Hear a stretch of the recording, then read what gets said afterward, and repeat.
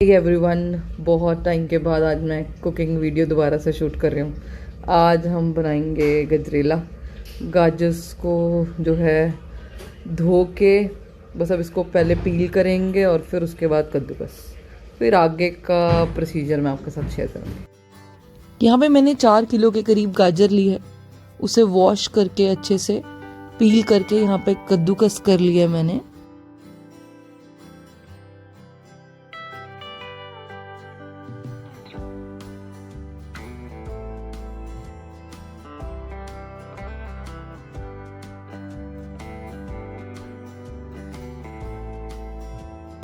अभी ले लिया हमने यहाँ पे कढ़ाई और इसके अंदर डाल दिया यहाँ पे 250 ग्राम के करीब देसी घी। फर्स्ट ऑफ ऑल मैं 250 ग्राम घी ही ले रही हूँ, अगर और रिक्वायरमेंट लगेगी तो दोबारा डाल लेंगे। जैसे ही ये हल्का हॉट होगा इसी के अंदर हम लोग ग्रेटेड गाजर्स को जो है फ्राई करेंगे।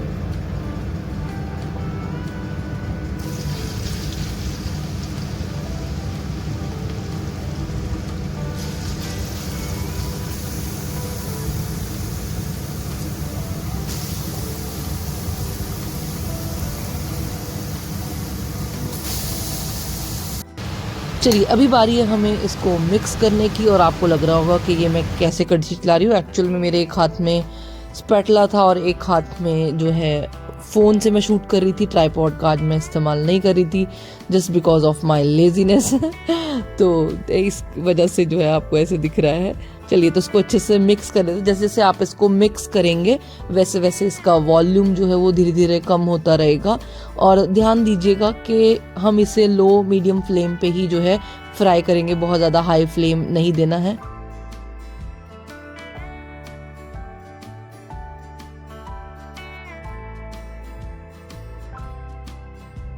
10 मिनट हो गए ऐसे लो मीडियम फ्लेम के ऊपर फ्राई होते हुए। तो अभी बारी है इसके अंदर दूध डालने की। मैंने यहाँ पे तकरीबन जो है वो 3 गिलास के करीब जो है वो दूध डाल दिया है। नॉर्मल मिल्क जो हम इस्तेमाल करते हैं चाय बनाने के लिए वही जो है यहाँ पे बफेलो मिल्क है मेरे पास, तो उसी का ही इस्तेमाल कर रही हूँ।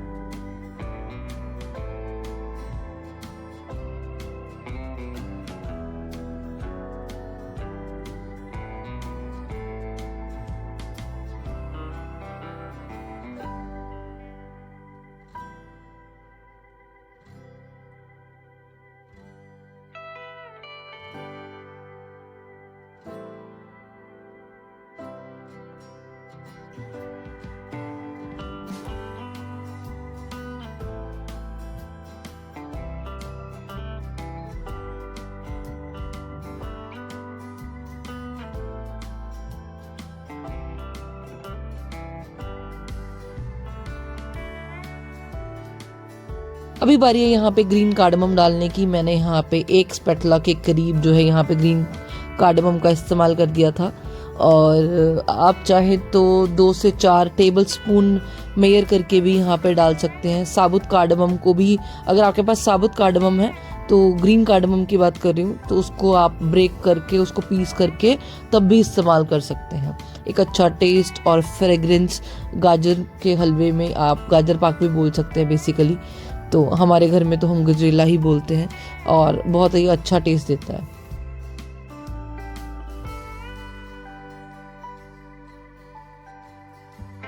इस टाइम पे हम यहाँ पे ऐड करेंगे cream. Cream in the sense मेरे पास यहाँ पे मलाई पड़ी है तो मैं मलाई का इस्तेमाल कर रही हूँ। अगर आपके पास नहीं है तो स्किप भी कर सकते हो। मैंने ऑन अराउंड 250 ग्राम के करीब यहाँ पे मलाई का इस्तेमाल किया है। मलाई डालने से ना बहुत ही एक अच्छा क्रीमी सा टेस्ट इसके अंदर ऐड ऑन हो जाता है। आपके पास है तो डाल लीजिएगा वरना स्किप कर देना इसको। यहाँ पे गाजर को हमें तकरीबन 80% तक कुक करना है, क्योंकि 20% तो मीठा डालने के बाद भी कुक हो जाएगी। बस जैसे ही 80% कुक होगा हम यहाँ पे जो है वो चीनी का इस्तेमाल करेंगे। आप चाहें तो देसी खंड या फिर किसी बूरे का भी इस्तेमाल कर सकते हो, अप टू यू। मेरे पास चीनी अवेलेबल है, मैं चीनी का इस्तेमाल कर रही हूँ।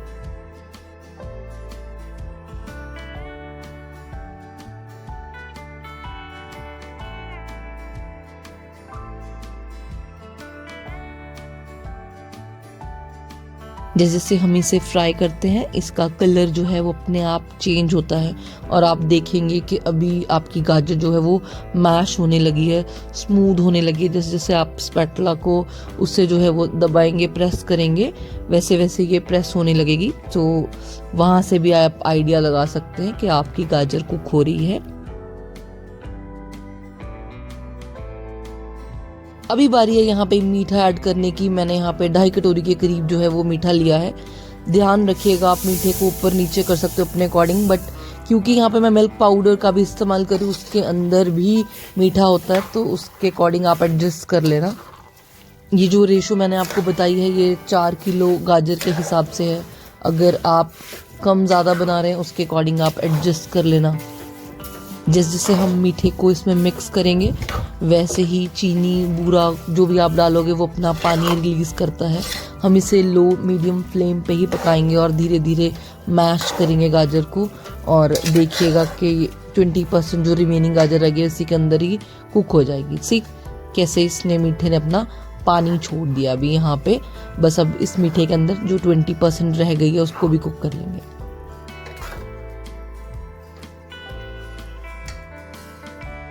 ड्राई फ्रूट्स में मैंने यहाँ पे काजू, बादाम और किशमिश लिया, हैंडफुल लिया है मैंने तीनों चीज़ों का, और इसने चॉप कर लिया है। किशमिश को तो हम साबुत ही इस्तेमाल करेंगे।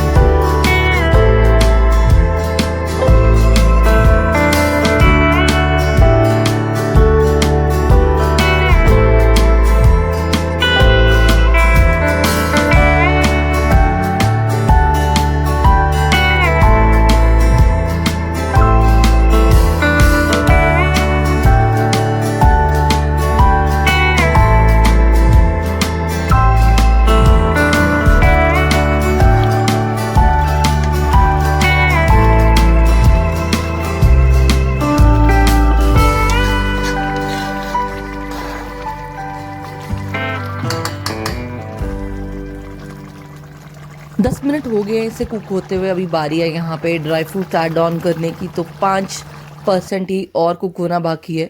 तो इसका जो टेस्ट है, फ्लेवर्स हैं, ड्राई फ्रूट के अंदर भी आ जाएंगे।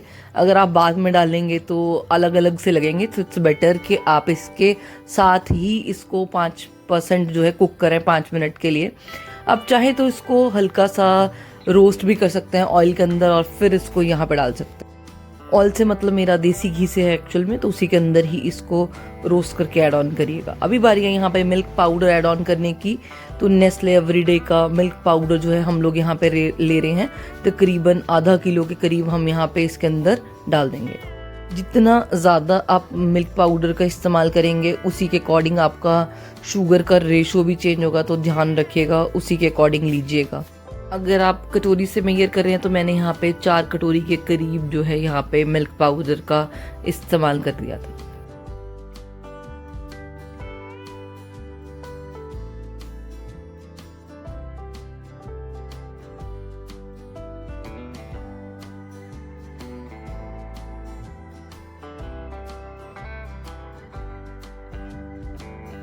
मिल्क पाउडर को कर लेंगे यहाँ पे अच्छे से मिक्स, ताकि किसी भी तरीके के लम्प्स मिल्क पाउडर के इसमें ना बने, क्योंकि अगर आप इसमें मिक्स नहीं करेंगे प्रॉपरली तो मिल्क पाउडर के लम्प्स बन जाते हैं। देखिए बिल्कुल एकदम अच्छे से मिक्स हो जाना चाहिए।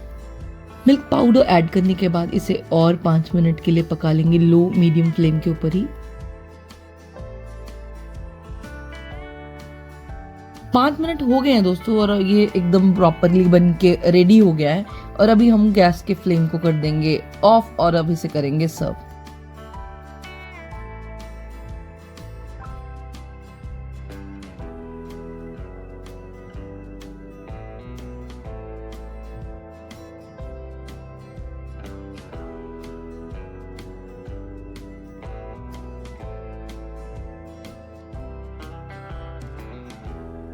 देखिए कितना एकदम अच्छा बन के तैयार है, कलर भी कितना अच्छा आया है।